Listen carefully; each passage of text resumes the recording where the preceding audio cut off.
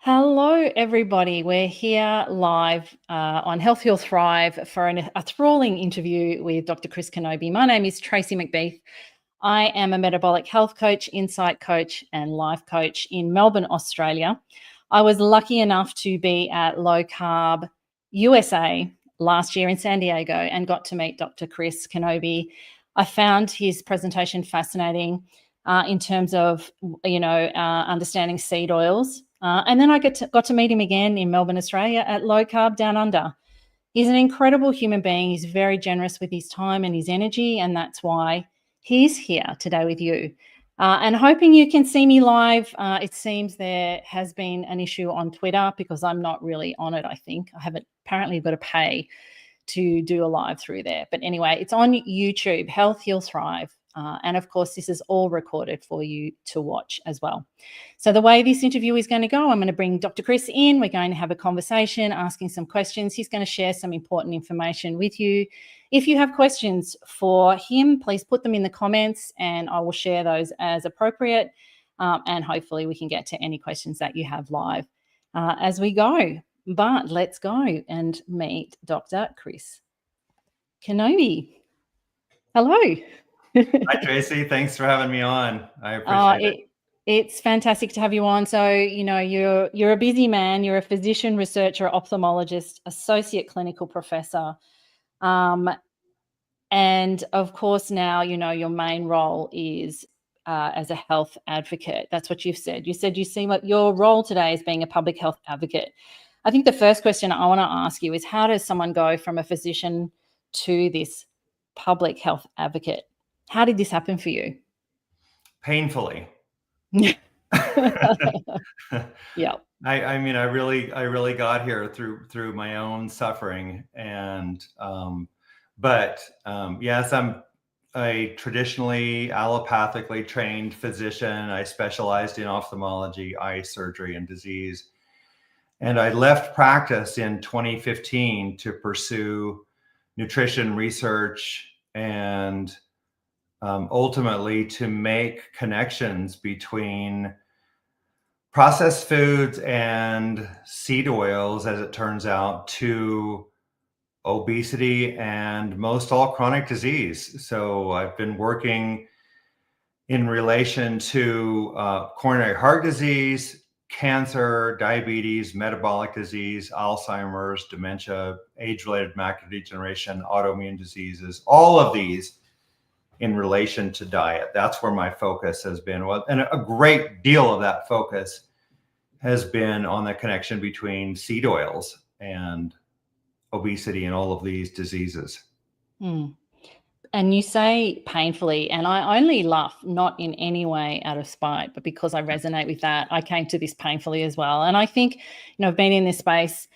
I'm 51. At 40, I was told I was pre-diabetic and had fatty liver, and I'm a mum of 5. And, I'm very, my role as a mom is deeply passionate to ensure that I'm giving my kids the best start I can in terms of nutrition. And, right. I think it's a very difficult task to do now. I think there is so many barriers to that, seed oils being one of them. But you said this was hard for you. So was there a personal health crisis for you that sort of led you down this path, or is it just from your research? Yes, my personal health crisis was primarily arthritis.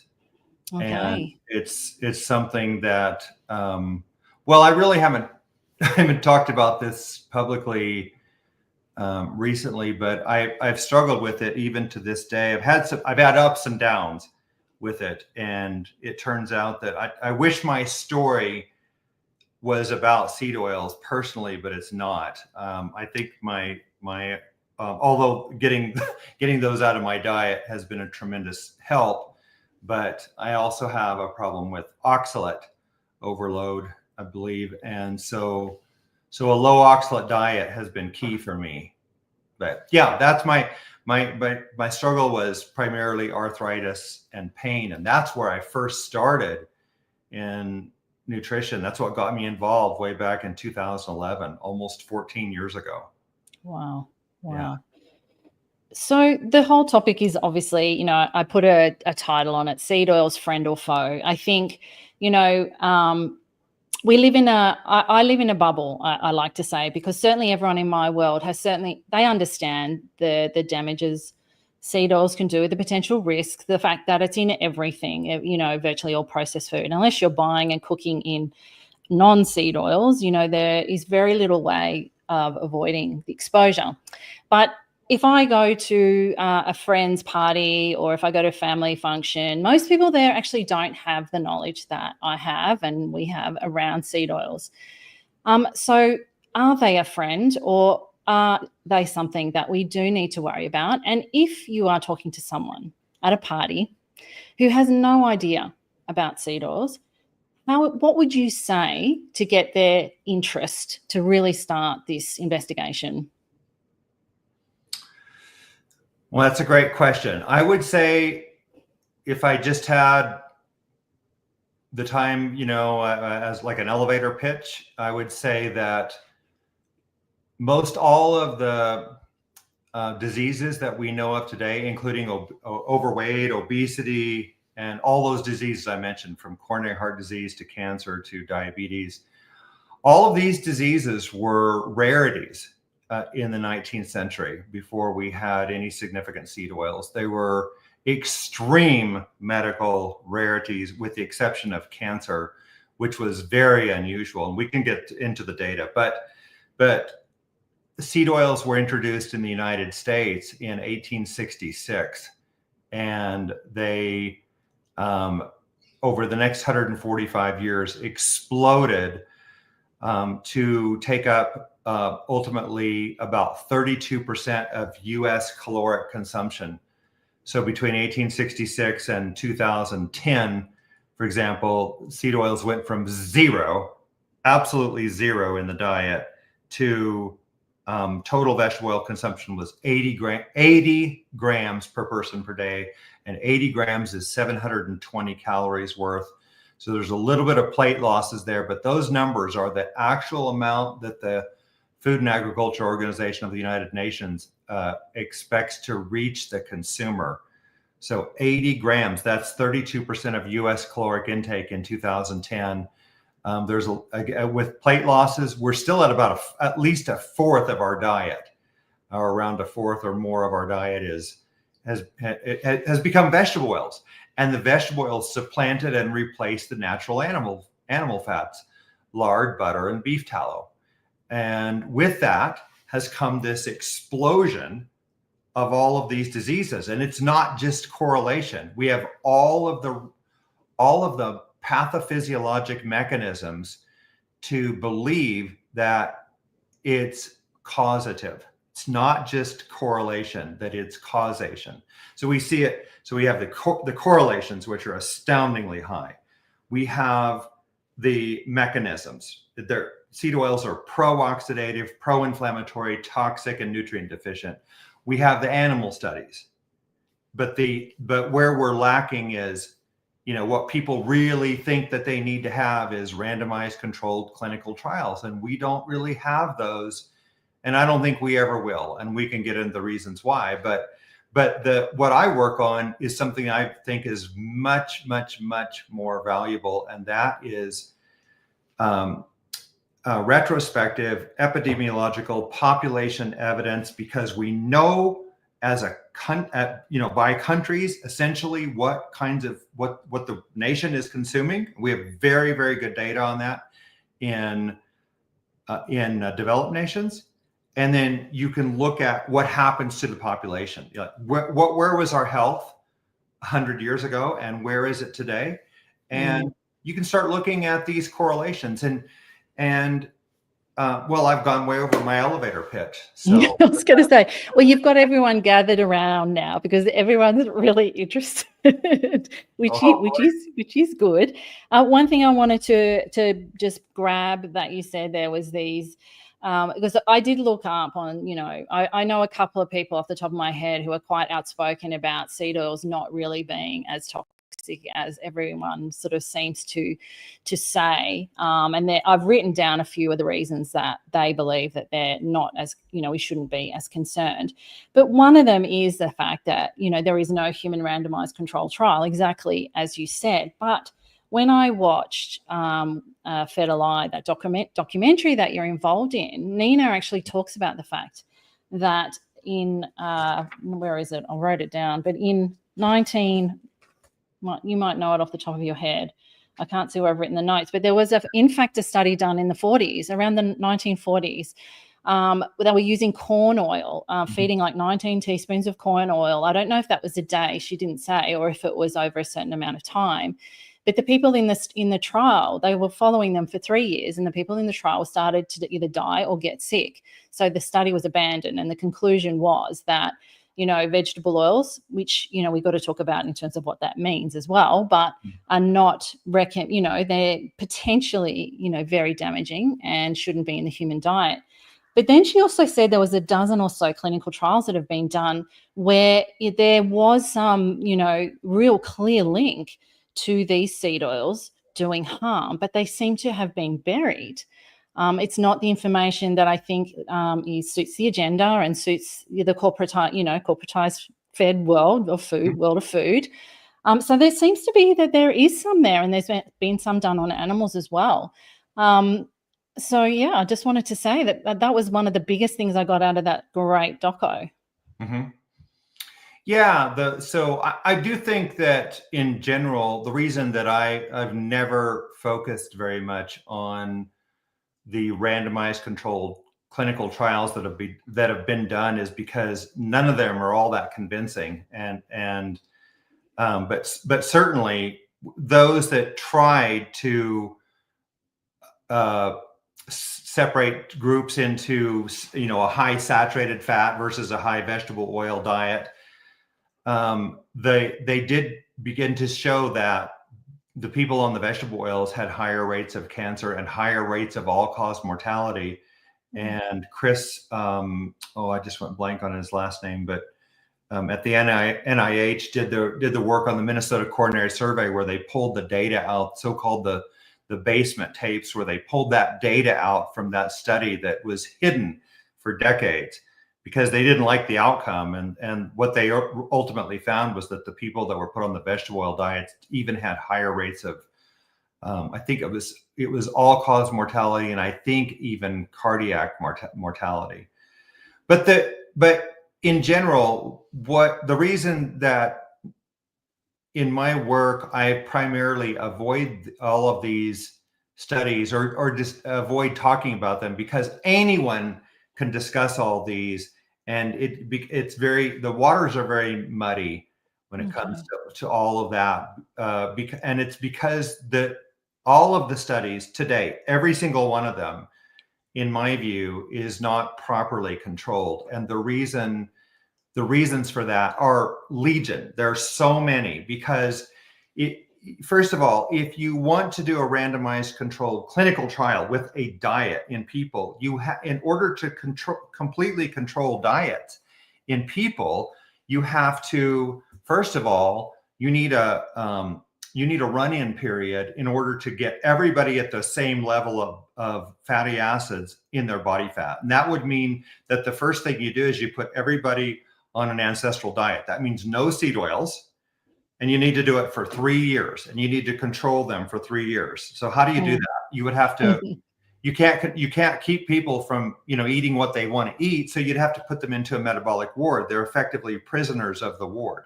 Yeah. You could do it with prisoners, actually in prison, but you've got the issues that, this could be considered unethical and immoral by many of us, including myself, to force anyone into a diet that they don't want to follow.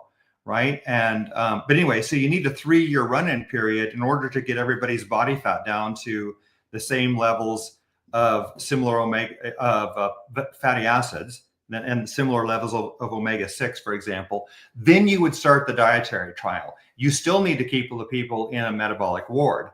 They can't leave, because if they leave, they can go to McDonald's and have their hamburgers and French fries and whatnot. And your study is most, begins to be ruined right there. So then now in that situation, you could start to see developments of diabetes, metabolic syndrome, diabetes, and so forth in the first 6 months to a year. And you'll see obesity probably within the first few years. But in order to get at the most important chronic diseases of our day, coronary heart disease, stroke, cancer, Alzheimer's disease / dementia, and age-related macular degeneration, you need to run this study for decades. Wow. Right. And there's nothing that's ever come even close to that, Tracy. So, for example, the longest study I've ever seen of people in a metabolic ward was around 6 months. I've never seen anything longer than that. So, and the studies where they try to, they like the Women's Health Initiative, where they try to get women to consume a certain kind of diet, they kind of move in that direction. But there's never been a study that removed seed oils completely from anyone's diet ever. Wow. Never been done. There's not. Just show me one study. I've never seen one. And that this is now in the animal studies. You can do that, and the animals put on seed oil diets, they rapidly become metabolic sick. I mean, within 3 weeks, they are sick. They are gaining great deal of fat in 3 weeks. They become, in 7 or 8 months, they become morbidly obese. And this is in animals with the, where you split them up into different treatment groups. And when they're all getting the same calories, but one group is put on, say, a 19% soybean oil diet, which is similar to Americans. Those animals they become morbidly obese, and they become diabetic. They get liver disease, fatty liver disease, insulin resistance, diabetes, the whole gamut. They get sick just like people do. When they're on a high seed oil diet. And 19% soybean oil is approximately similar to what Americans are getting. So unlike like these sugar, typically the sugar diets they use in studies with animals, they use these huge amounts of sugar, like 60% sugar or 60% fructose, which makes no sense at all.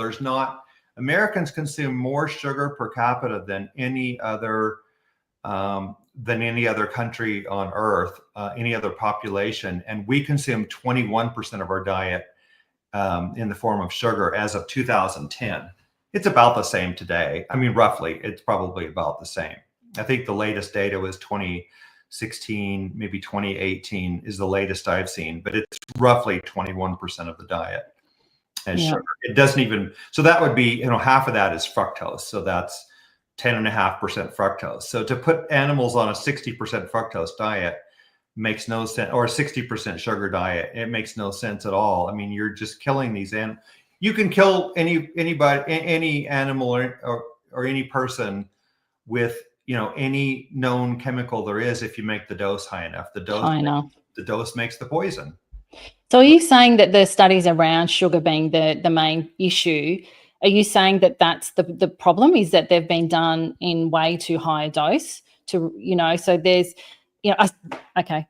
Yes, I am saying that. I'm saying that in the animal studies, that's how they've often shown that most, if you investigate them, the most of the animal studies where they put animals on, high sugar diets, the bulk of them are in the 50-60% sugar range.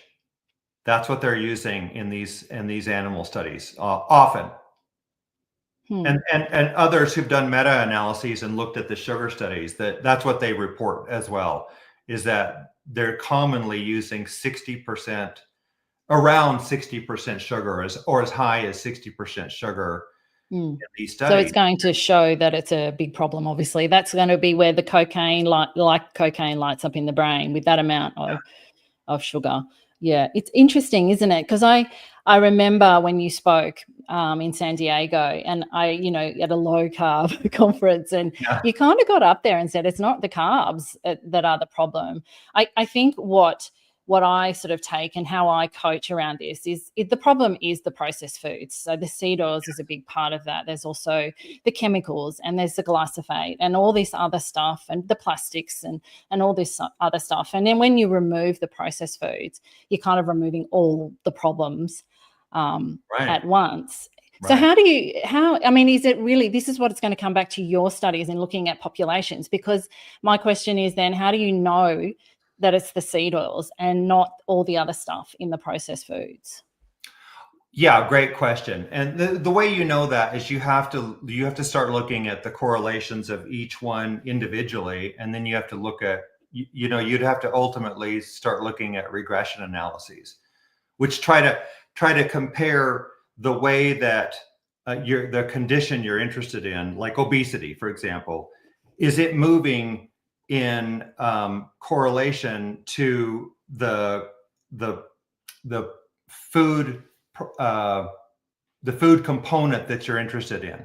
So in other words, let's say, and I could show you evidence of that right now if you want to look at graphs. Yeah. We could look at a couple of graphs and I could give you some examples of that. So can we, let's see, let's go to this one. So this is, for those who can see this is a graph. The main one there is the vegetable oils in the black curve there versus, well, I'm sorry, we don't have obesity on here yet. So this is really I've just got two pictures, but this shows, we'll get to the obesity in just a second. So, but this shows where vegetable oils were 0 back here in 1865 and over here 80 grams per person per day when we are a very, overweight and obese country. But again, you can, think of it this way, that 99% of our added fats in the year 1900 came from animal fat, lard, butter, and beef tallow. And over here in 2005, 86% of our added fats came from vegetable oils. I put this dietary guidelines here at 1980 because many people, at least in years past, they blamed this on the low fat campaign that started in the United States. We were told to go low fat, right? And that obviously didn't work. But what was happening is these vegetable oils were still going up. So while our fat consumption went down, our vegetable oil consumption went up. So here I just plugged in, this is the vegetable oils in blue versus obesity in the red curve, right? And you can see obesity back here in 1900, when seed oil consumption was 1 gram per person per day, obesity was 1.2%. When seed oil consumption was 19 grams a day here in 1961, obesity was 13.4%. In other words, it had risen 11-fold since 1900, right? Okay, now over here on the far right in 2018, obesity is 42.5%. Seed oils are 80 grams per person per day. Okay, so now let's just say, now let's put on our sugar theorist hat and say, well, okay, but surely, sugar is the problem, right? And so here's sugar versus obesity over the last 2 centuries. We go clear back over here on the left to 1822 when sugar consumption was something like 40 calories per person per day. But you can see right here, even in 1890, when obesity was 1.2% in America, sugar consumption was already 211 calories per person per day, or 10.8% of our calories, right? We had no coronary heart disease back here, none. No one had ever diagnosed a heart attack. It wasn't until 1912. Diabetes was extremely rare, and so on. You can see here in 1930 when obesity, now this is interpolated data, and I make a point of that here because we don't have the exact number. We only know what the obesity was in the late 19th century, and then the next data was 1961. So this is an approximate 3 to 4% obesity, 1930. But look where the sugar consumption was. 499 calories per person per day, 25% of calories in 1930. See, almost all of the sugar increase in sugar consumption had occurred by 1922 over here. And I'll show you that in a second. And then, so you can see between 1930 and 2016, sugar consumption's only up 27 calories between 1930 in 2016. 27 calories. And it's actually lower as a percentage of our total consumption because we are eating more food. See that? But anyway, so the obesity climbed from 1930 from about 3 or 4% to 42.5%. So 1930, in between the two world wars, I think that sugar kind of became the luxury sort of item, wasn't it? And must have got a lot cheaper around then as well. Yeah, I don't know for sure about the cost.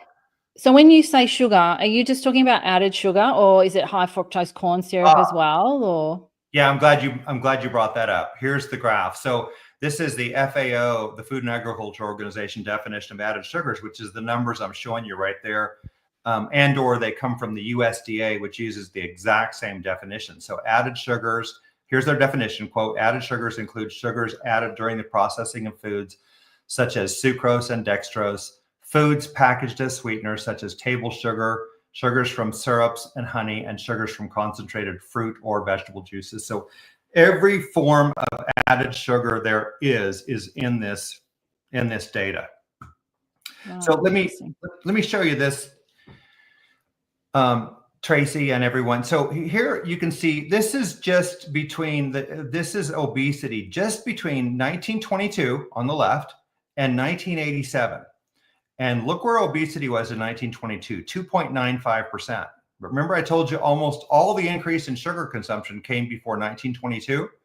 So here we are. This is where sugar consumption was in 1922, 473 calories. Look, it's practically flat between 1922 and 1987.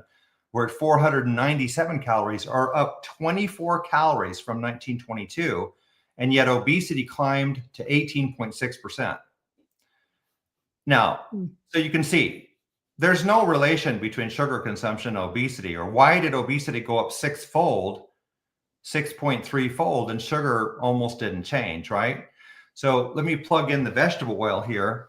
And now you can see, so we've got the same data for sugar and obesity between 1922 and 1987. But here's the vegetable oil, 78 calories in 1922, 550 calories in 1987. So during this 65-year period, you can see sugar only went up 5%, but vegetable oils increased 605%. Obesity increased 532%, or 6.32-fold, right? So for those who want to point the finger at sugar, what are they going to say about this? I mean, there's no correlation there. You know, we have sugar flat.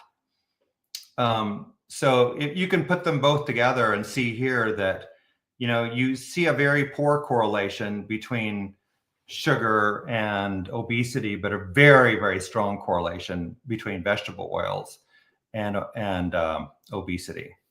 So that's what you have to do. You have to look at the correlation. You need to look at it over, you know, all periods of time and see, are these two variables moving in unison, or are they moving apart? You can see at the end here, after 1999, and we can get into that data in more detail, but after 1999, sugar has been on the decline while the obesity continues to rise.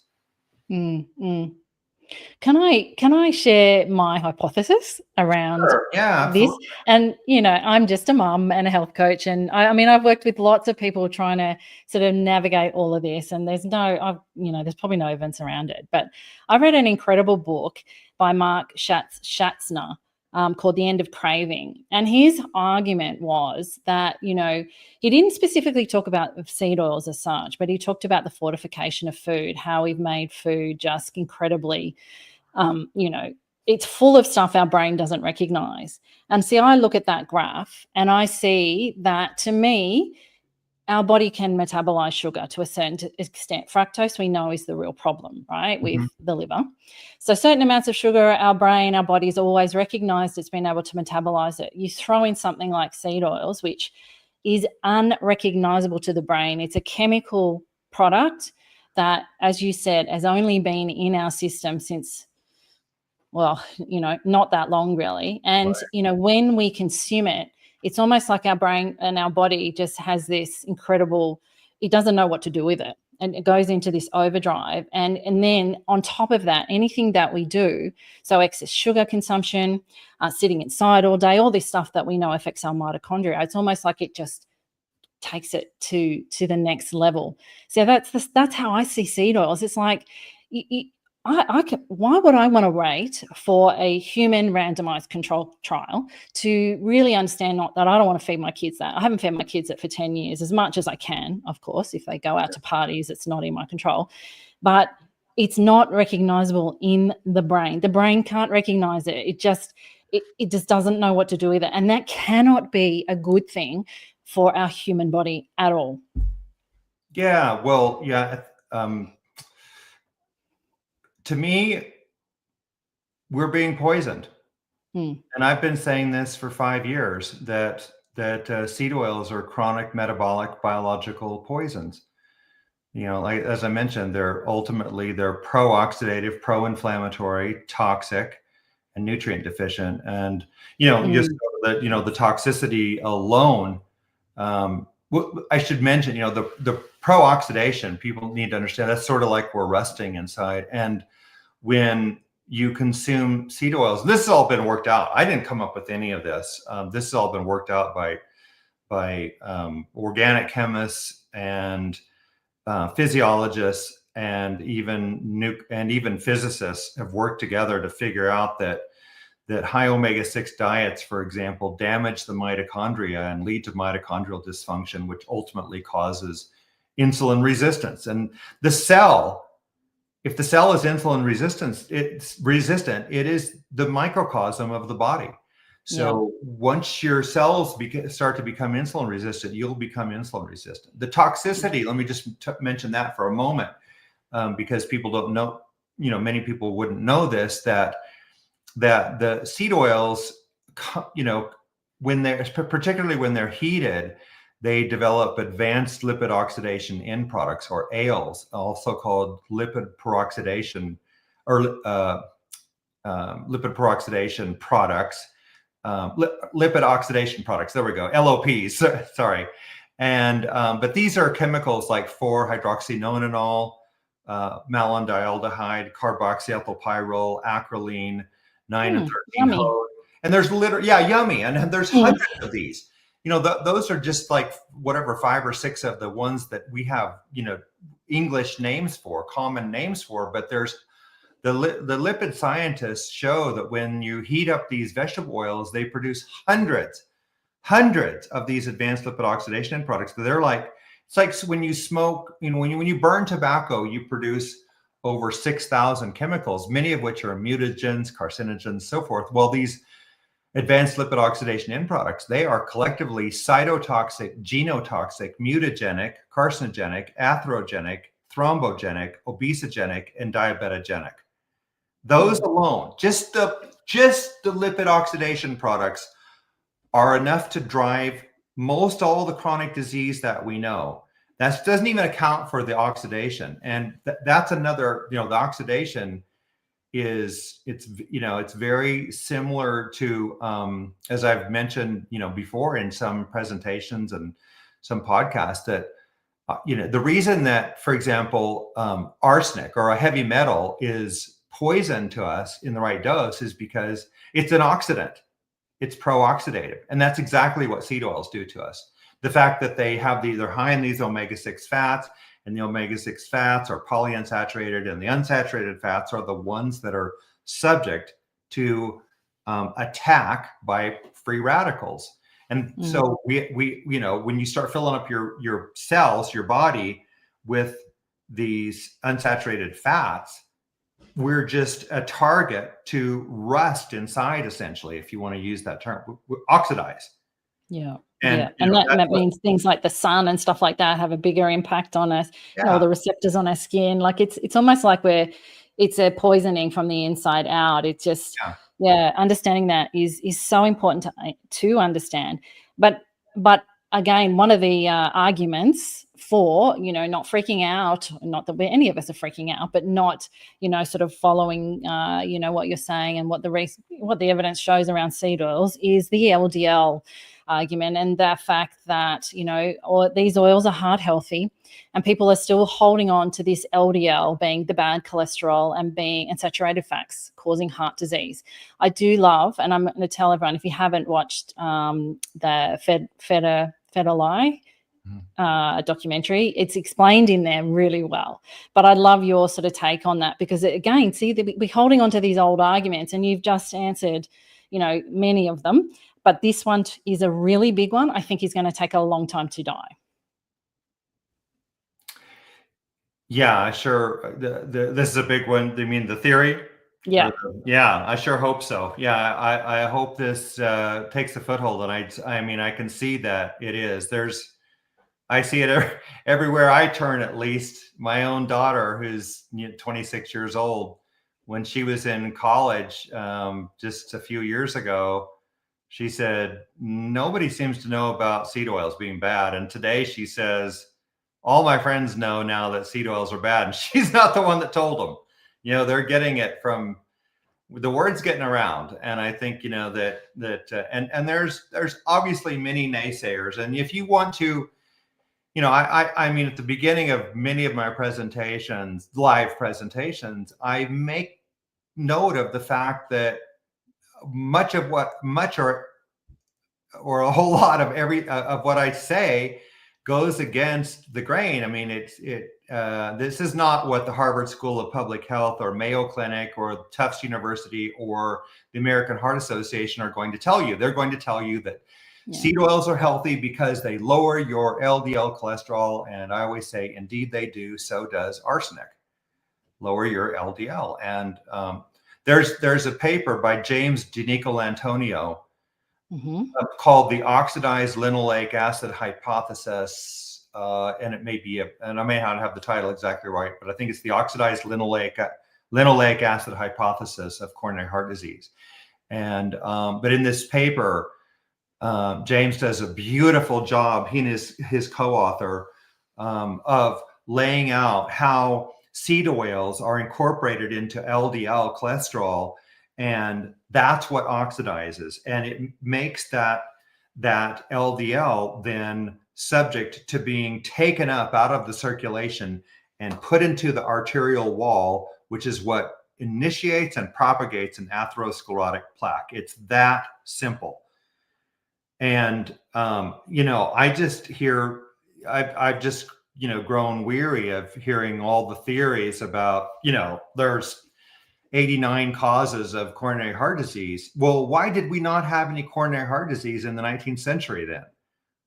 We had no seed oils. Why is it that the Maasai of Kenya and Tanzania, the Hadzabe of Tanzania, the Tokelauans, the Papua New Guineans of Tucacenta, some of the South Pacific Islanders, some of the South American Bolivians. Why do all these populations that have no processed foods, why do they not have any heart disease? None of them have seed oils. They also don't have sugar and refined flour, but in essence, they don't have processed foods. And it's that simple. But I think the seed oils is the big driver of coronary heart disease as well, and cancer. Yeah. And, I think with humans, we, certainly what I teach and show people is that if we don't want to change our beliefs, we won't. I mean, we could argue, well, because they weren't tested, how do you know they didn't die of heart? All this. If people don't want to change, and there's so many people that are so invested in the current dogma that they won't even look, to something new. It's too confronting. They're too invested in what they've been spreading. Of course, we know that humans can change their mind and can, learn and relearn, but they have to want to do that. And I think that just means that the onus, that makes it really hard for the everyday person to decipher what is true. And as a coach, I kind of say to people, look where you are now, and look what you've been doing, and look who you've been listening to. Look where that's got you. You have to look in the mirror, and are you waking up vibrant, full of energy, full of life? Are you feeling great? Are you on, optimal weight, no chronic disease? I mean, if that's right, keep doing what you're doing. But if that's not right, you have to listen to someone different, and you have to stop following the advice that's gotten to you to where you are. I just think, unfortunately, it is on the individual at this stage. However, over in Australia, we, of course, have been extremely interested in what's been going on. I have to ask you about the US election and the Maha, JFK Jr. and all this excitement that may happen. We hope it happens in terms of looking at that. Are you able to talk a little bit about what you think is possible in the future, with what the Trump administration might look at in terms of seed oils and changing things around with health and where that might go? Yes, I can. First, I would just want to just mention that in relation to what you just said, Tracy, that I want to mention that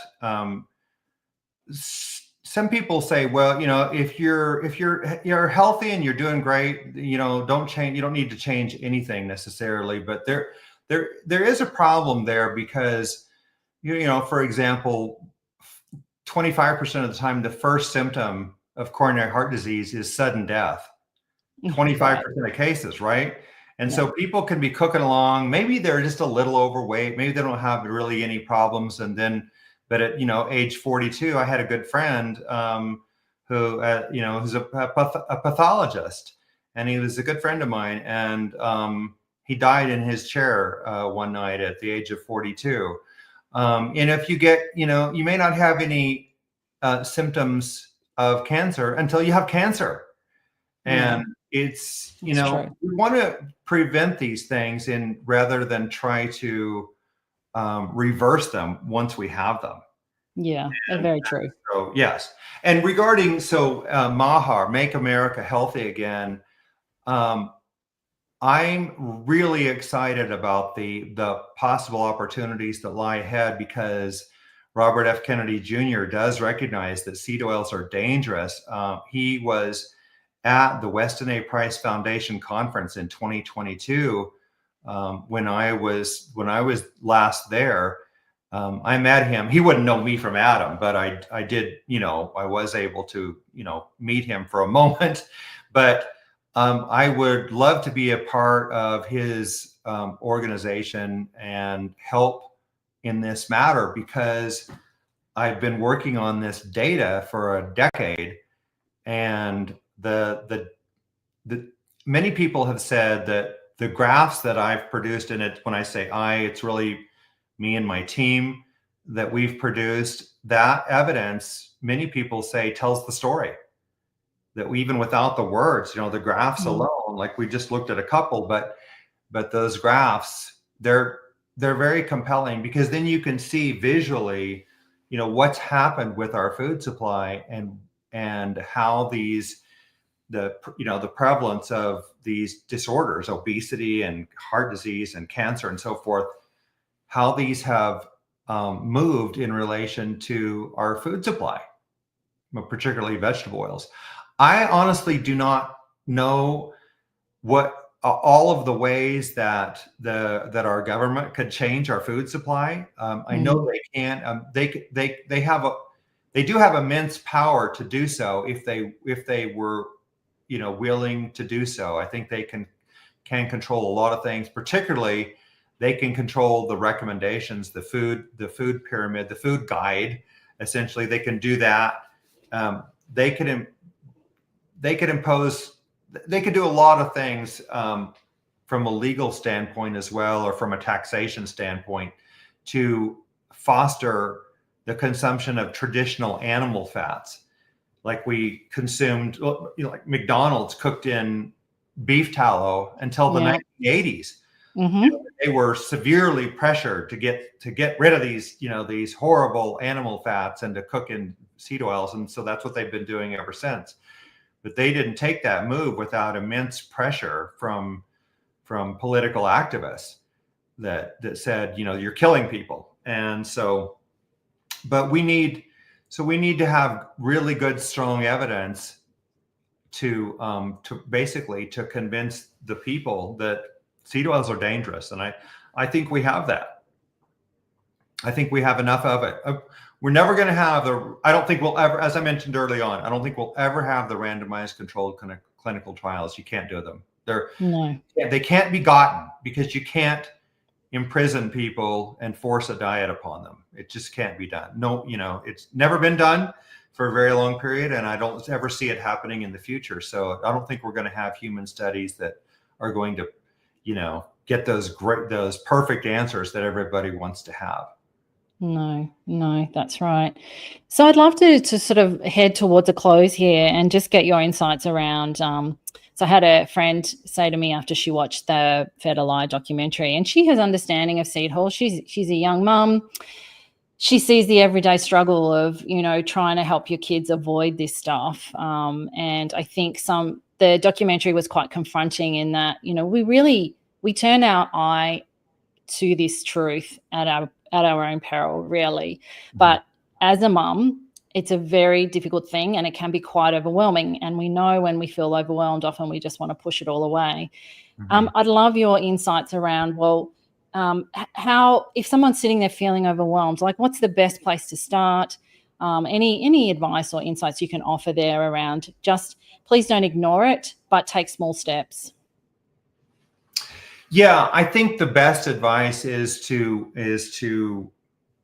have a fundamental understanding of why seed oils are dangerous. You can learn a lot of that from the Fed Alive movie.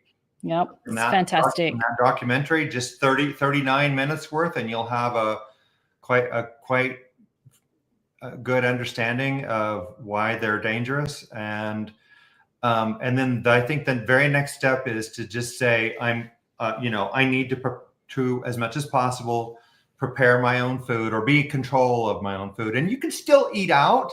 I eat at restaurants, not a lot, but probably at least once a week.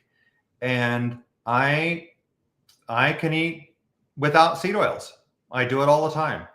I do have friends that they go to lengths of telling their waiter or waitress that they're allergic to seed oils. Works quite well. They might go overboard, in terms of in the kitchen, they get scared that, that somebody's going to have an allergic reaction. But it does work. I honestly don't do that anymore. I've done that. I did tried that a little bit, but I think there can be other issues with that. For example, they're trying to cook your food on top of aluminum foil. I'm not so sure that's a good idea. Okay. But anyway, I think it's just mostly to be aware, and then prepare your own food if possible. Like prepare for your children that are going to school. Like when my daughter was little, she went to school with a lunchbox when she was little. A lot of the kids in her school did. Actually, most all of them. And so you're in control then of what they're eating. So, but you can take steps towards that, because right now the school system, they require that the added fat be vegetable oils. And so in the United States, it's actual requirement that when they prepare the food. So some of the worst foods available are in our school cafeterias because they're loaded with seed oils. And so you just have to take steps to, in that case, like if you're a mom or your dad and you're trying to get your child away from these dangerous seed oils, you've got to work at it, but it can be done. And I just don't think it's all that hard once you just get in the habit of preparing foods yourself mostly, but you do need to be in control of your food. Yeah, I agree. And I think that understanding is really important. If we don't have this, don't really understand how important it is, it's going to be too easy to kind of, go the easy path. And, I get it. I mean, there's so many challenges. It's very difficult, but we have to understand that what we put in our mouth is the building blocks of everything that goes in our body. It is so, so important to really understand it and then put in the effort. And it's a practice, we won't get it perfect all the time. But that, we can certainly just keep trying at it to get better. And I just think these conversations are so important, because the massive, massive part of it is just people getting access to the information. And, your advocacy and sharing, this information is so important. I hope you don't stop. And I hope, it's been able, this conversation might reach a few people that might decide to sit down and go, okay, I understand it now, and now I need to take steps to remove it as much as I can. Can you wrap it up, Chris, with just anything else that we didn't touch on, or anything that you think is important for people to understand? We've had a few comments come through, but Suzanne's been there just sort of typing and making making friends along the way, which is lovely. Anything to wrap? Yeah. What would you like to say to wrap it up? Oh, I'd just like to say, well, first of all, thank you, Tracy, and thank you everyone who is out there watching or listening. It's an honor for me to be here, and this is, for me, is a labor of love. I do this because I want to help people to avoid the misery, the suffering, and the premature death that occurs from our horrible food supply. It's all almost entirely avoidable. And it's, there's not as much, glory in preventing disease. It's not like the cardiac surgeon who cracks the chest and does the bypass, and, the person thinks they're cured, right? It's not like that, but preventing disease is the way to go. It's, you'll never know what you've prevented. Yeah, I mean, we have lots of, in my, large family, we have lots of people who have chronic illnesses. I lost my sister and my dad to chronic disease that they shouldn't have had if they would have known this. But I didn't know any of this back then, and neither did they. And that's what I want to do, is reach people with this message so that they don't have to go through that. They don't need to lose family members to these chronic diseases. And it just, when you're healthy, it's just so much easier to, you feel good, and you can do things that you can't do when you're unhealthy. So it'll cost you a little more money to buy good, healthy food. You will spend a little bit more, but you could save 10 times or 100 times more in the long run, because you're not spending money on healthcare. You're not in the hospital. You're not sick. You're not needing all these surgeries, and you can extend your life literally by decades, just by eating, just by making some good, and simple choices that are easy to make day in and day out. It's like, once I got used to this, which has now been for me about a decade, once I got used to eating an ancestral diet, it's just, for me, I just wouldn't have it any other way. It's just too incredibly important to me to consume the foods that I know will keep me healthy and will keep me here, for my family, for my daughter, and for my family. Yeah, I couldn't agree more. Actually, I've lied to you. Can I ask you one more question that I'd written down after watching that great doco? In that doco, you said 90%. So you said at the start of the documentary, you think 90% is seed oils. So in terms of the effect of, our poor state of health, it's 90% seed oils. Yeah. What's the 10% in your view? Well, the 10% is everything else put together. Sugar, refined flours, GMOs, glyphosate, smoking, drinking in excess.